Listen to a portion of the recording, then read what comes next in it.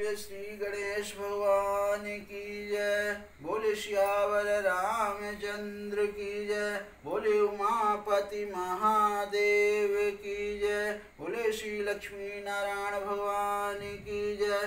बोले अम्बे मात की जय। बोले श्री राधा स्वामी जी की जय। ओम वक्रतुंड महाकाय सूर्यकोटि समप्रभा निर्विघ्नं कुरु मे देव सर्वकार्येषु सर्वदा। ओम विघ्नेश्वराय वरदाय सुरप्रियाय लंबोदराय सकलाय जगद्धिताय नागाननाय श्रुत्यज्ञ विभूषिताय गौरी सुताय गणनाथ नमो नमस्ते। मनोजवं मारुतुल्यवेगं जितेन्द्रियं बुद्धिमतां वरिष्ठं वातात्मं वानरोधमुख्यं श्रीरामदूतं शरणं प्रपद्ये। श्रीरामदूतं शरणं प्रपद्ये। जय श्री राम प्रभु। जय।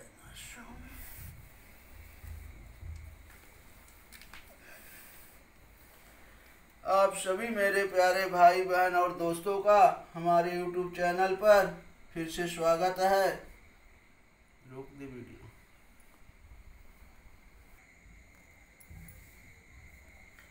आप सभी मेरे प्यारे भाई बहन और दोस्तों का हमारे YouTube चैनल पर फिर से स्वागत है। जो भाई बहन नए हों कृपा करके हमारे चैनल को आप अपना भाई समझ करके चैनल को ज़रूर सब्सक्राइब करें। मुझे भी आगे बढ़ने का मौका दें, क्योंकि हमारा एक सनातनी धर्म चैनल है। सनातन धर्म अपना श्रेष्ठ सभी धर्मों से बढ़कर अपना धर्म है। पहला धर्म जो था वो सनातन धर्म है। और मुझे भी हमारा चैनल को जीवित रखने के लिए आप लोग ज़रूर सब्सक्राइब करें और वीडियो देखें। अब हम श्री रामचरितमानस अयोध्या कांड के पाठ का आपको सुनाएंगे। अब राजा दशरथ जी की मृत्यु हो चुकी है, वह स्वर्ग सिधार गए हैं। अब उनके लिए भरत जी और शत्रुघ्न भैया यहाँ थे ही नहीं अयोध्या नगर में, वो ननिहाल पहुँचे हुए थे भरत जी के यहाँ कई देश में। तो अब उनके लिए गुरु वशिष्ठ जी उनको बुलाने के लिए रथ और भेजे हुए हैं। अब आगे की कथा आप सुने। यही सोचत भरत मन धावन पहुँचे आय। गुरु अनुशासन श्रवण सुनी चले गणेश मनाय। अब भरत जी इस प्रकार मन में चिंता कर रहे थे कि दूत आ पहुँचे। गुरु जी की आज्ञा कानों से सुनने से ही वे गणेश जी को मनाकर चल पड़े। अब भरत जी वहाँ गणेश जी का ध्यान किए और सोच रहे कि सब अच्छा ही हो, लेकिन उनके रात को सोते हुए बहुत सारे बुरे सपने आ रहे थे। कभी कुछ भी दिखाई देता था, कभी दक्षिण की तरफ घोड़े जाते हुए दिखाई दे रहे थे।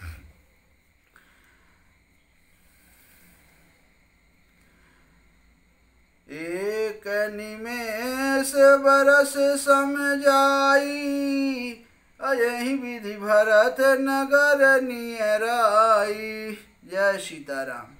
चले समीर बेग हैं यहाँ के नागत सरित शैल बन बाके। हृदय सोचु बड़ कछु न सोहाई अस जा नहीं जिय जाऊं उड़ाई। हवा के समान बेग में वाले घोड़े को हाँकते हुए वे विकट नदी पहाड़ तथा जंगलों को लांघते हुए चले। उनके हृदय में बड़ा सोच था, कुछ सुहाता ना था। मन में ऐसा सोचते थे कि उड़कर पहुंच जाऊं। अब भरत जी बहुत तेज वेग में, मालूम है कि भरत जी बहुत वेग से चलते हैं। उनके जो रथ घोड़े हैं बहुत तेजी से, ना उनको नदी दिख रही है, ना पहाड़ दिख रहा है, ना जंगल दिख रहा है, इतना तेज से घोड़े उनका रथ दौड़ रहा है।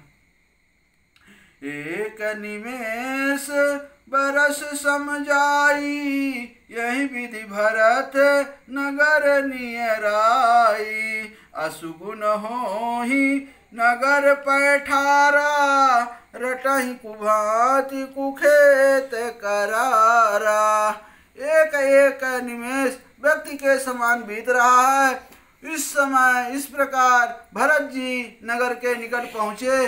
नगर में प्रवेश करते समय अब शकुन होने लगे। कौवे बुरी तरह बैठकर बुरी तरह से काँव काँव कर रहे हैं। अब जैसे वो नगर के पास पहुँचे तो उनको एहसास हुआ और सब देख भी रहे थे। खरसियार बोलहि प्रतिकूला, सुन सुनि होहि भरत मन शूला। श्रीहत सर सरिता वन बागा, नगर अभिषेकी भयावनु लागा। अब वो जब आ रहे थे रास्ते में अयोध्या नगर पहुँचे, मतलब अभी अपने राज्य घर से बाहर ही है, मतलब पहुँचे हैं, महल से दूर ही हैं, तब गधे और सियार विपरीत बोल रहे हैं। यह सुनकर भरत के मन में बड़ी पीड़ा हो रही है और तालाब, नदी, वन बगीचे सब शोभाहीन हो रहे हैं। नगर बहुत ही भयानक लग रहा है। खग मृग है गए जाहि न जोए, राम वियोग कुरोग बिगोए। नगर नारी नर निपट दुखारी, मनहु शवनि सब संपत्ति हारी। तब श्री राम जी को वियोग रूपी बुरे रोग से सताए हुए पशु पक्षी, घोड़े, हाथी ऐसे दुखी हो रहे हैं कि देखे नहीं जाते। नगर के स्त्री पुरुष अत्यंत दुखी हो रहे हैं, मानो सब अपनी सारी संपत्ति हार बैठे हों। अब जैसे जैसे भरत भैया आ रहे हैं तो सब जो नगर के निवासी हैं उनका सब चेहरा देखकर उनका मन मैला हो जाता है। अपुर जन मिलाही न कहाही कछु, गवाही जो हारही जाही। भरत कुशल पूछी न सकही, भय विषाद मन माही। अब नगर के लोग जो मिलते हैं पर कुछ कहते नहीं, गांव से यानी चुपके से जोहार यानी वंदना करके चले जाते हैं। भरत जी भी किसी से कुशल नहीं पूछ सकते क्योंकि उनके मन में भय और विषाद छा रहा है। ए हाथ बाट नहीं जाई निहारी, अजनपुर दह दिशि लागी दवारी। आवत सुत सुनि कै कई नंदन, हरसी रवि कुल जल रूह चंदिनी। अब बाजार और रास्ते देखे नहीं जाते, मानो नगर में दसों दिशाओं में दावाग्नि लगी हुई है। पुत्र को आते सुनकर सूर्य कुल रूपी कमल के लिए चांदनी रूपी कैकेयी बड़ी हर्षित हो रही है। सजी आरती मुदित उठी धाई, द्वार ही भेट भवन ले आई। भरत दुखित परिवार निहारा, अमानहु तुहिन बनजु बनु मारा। अब जैसे भरत जी आए, मंथरा माई को पता चल गया, वो बहुत खुशी हो गई। आके उन माता कैकेयी से बोल रही है कि अपना भरत आ गया है, जल्दी से आरती थाल सजाओ और उनका स्वागत करो। वह आरती सजाकर आनंद से भर कर उठ दौड़ी और दरवाजे पर ही मिलकर भरत शत्रुघ्न को महल में ले आई। भरत ने सारे परिवार को दुखी देखा, मानो कमलों के वन को पाला मार गया हो। कई कई हर सत्य एहि भांति मनहु मुदित दौलाई किराती असुतहि ससोच देखु मनु मारे पूछति नहीं हर कुशल हमारे। अब माता कैकेयी का बात सुनिए। एक कैकेयी इस तरह हर्षित दिखती है मानो भीलनी के जंगल में आग लगाकर आनंद में भर रही हो। पुत्र को सोचवश और मनमारे यानी बहुत उदास देखकर वह पूछने लगी, हमारे नैहर में कुशल तो है। अब सही बात वो बता नहीं रही हैं माता कैकेयी, वो कि भरत जी का मन थोड़ा इधर उधर हो जाए, उनको दुखी देखकर थोड़ा मन सही हो जाए, इसलिए अपने ननिहाल का हालचाल पूछने लगी। सकल कुशल कहीं भरत सुनाई पूछी निज कुल कुशल भलाई। कहूँ कह तात कहाँ सब माता कहाँ सिय राम लखन प्रिय भाता। अब देखिए भरत जी क्या बहुत अच्छी बात बोल रहे हैं। भरत जी ने सब कुशल कहा सुनाई, फिर अपने कुल की कुशल क्षेम पूछी। भरत जी ने कहा, कहो पिताजी कहाँ हैं, मेरी सब माताएं कहाँ हैं, सीता जी और मेरे प्यारे भाई राम लक्ष्मण कहाँ हैं। अब भरत जी से अब देखिए आगे क्या है, बहुत अच्छा रोमांचिक कथा चल रही है। आप लोग बने रहें और सुनते रहें। अशुनि सुत वचन स्नेह में कपट नीर भरी नैन भरत श्रवण मन सूल सम पापिन बोली बैन। अब पुत्र के स्नेह में वचन सुनकर नेत्रों में कपट का जल भरकर पापनी कैकेयी भरत के कानों में और मन में शूल के समान चुभने वाले वचन बोली। अब क्या बोल रही हैं, तात बात मैं सकल सवारी अभय मंथरा सहाय विचारी। कछुक काज विधि बीच बिगार्यो भूपति सुरपति पुर पग धार्यो। हे तात, मैंने सारी बात बना ली थी, बेचारी मंथरा सहायक हुई, पर विधाता ने बीच में जरा सा काम बिगाड़ दिया। वह यह कि राजा देवलोक को पधार गए। अब माता कैकेयी के लिए बहुत छोटा सा बात है ये बात। अब सुनिए भरत जी क्या बोल रहे हैं। सुनऊ भरत उभय विवश विषादा जनु सहम्यों करि के हरिनादा। तात तात हाँ तात पुकारी परे भूमि तल व्याकुल भारी। अब माता कैकेयी क्या कहती है, भरत यह सुनते ही विषाद के मारे विवश बेहाल हो गए, मानो सिंह की गर्जना सुनकर हाथी सहम गया हो। वे तात तात हाँ तात पुकारते हुए अत्यंत व्याकुल होकर जमीन पर गिर पड़े। चलत न देखन पायऊं तो ही तात न राम ही सौंप्यऊं मोही। बहुर धीर धरी उठे संभारी कहु पितु मरन हे तुम महतारी।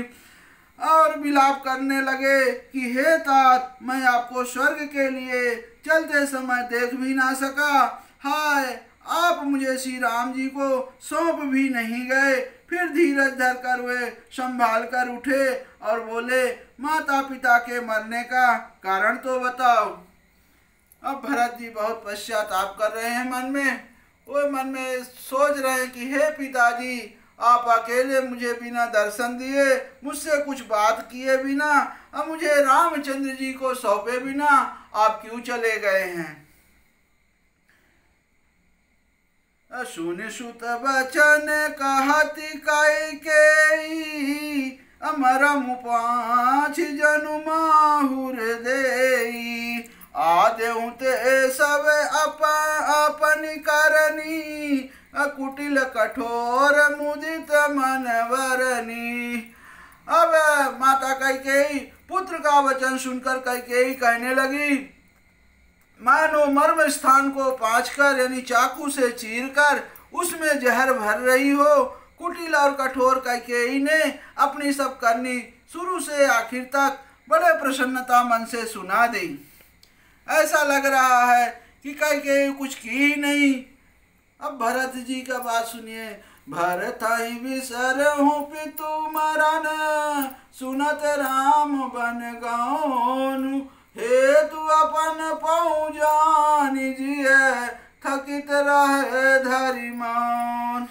अब श्री रामचंद्र जी का बन जाना सुनकर भरत जी को पिता का मरण भूल गया और हृदय में इस सारे अनर्थ का कारण अपने को ही जानकर मौन होकर स्तंभित रह गए, अर्थात उनकी बोली बंद हो गई और वे सब सन्न रह गए। विकल बिलोक सुतहि समुझावती, मनहु जरे पर लोन लगावती, तात राउ नहीं सोचे जोगु, बिढ़ई सुकित जसु कीन भोगु। अब पुत्र को व्याकुल देखकर कैकेयी माता समझने लगी कि मानो जले पर नमक लगा रही हो। यह बोली, हे तात, राजा सोच करने योग्य नहीं है। उन्होंने पुण्य और यश कमाकर उसका पर्याप्त भोग किया है। अजीवत सकल जन्म फल पाए, अंत अमर पति सदन सिधाए, अस अनुमान सोचि परिहरहूँ, सहित समाज राजपुर करहूँ। अब जीवन काल में ही उन्होंने जन्म लेने के संपूर्ण फल पा लिए हैं, अंत में इंद्रलोक को चले गए। ऐसा विचार कर सोच छोड़ दो और समाज सहित नगर का राज्य करो। जय हो कैकेयी माता की। असुनि सुठी साम्यु राजकुमारू, अपाके छत जनु लागे अंगारू, अधीरज धरि भरि लेहि उषाशा, पापिन सबहि भांति कुल नाशा। अब राजकुमार भरत जी यह सुनकर बहुत ही सहम गए, मानो पके घाव पर अंगार छू गया हो। उन्होंने धीरज धरकर बड़ी लंबी सांस लेते हुए कहा, पापनी, तूने सभी तरह से कुल का नाश कर दिया। जो मैं कुरच रही अति तो ही, अजन्मत काहे न मारे मोही, पेड़ काटी तय पालऊ सींचा, मीन दिया नृत्य बारी उलीचा। अब भरत भैया क्या कह रहे हैं माता को कि तुमने मुझे जन्म देते ही मार क्यों नहीं दिया। हाय, यदि तेरी ऐसी अत्यंत बुरी सुरुचि यानी दुष्ट इच्छा थी तो तूने जन्मते ही मुझे मार क्यों नहीं डाला। तूने पेड़ को काटकर पत्ते को सींचा है और मछली के जीने के लिए पानी को उलीच डाला है, अर्थात मेरा हित करने जाकर उल्टा तूने मेरा अहित कर डाला।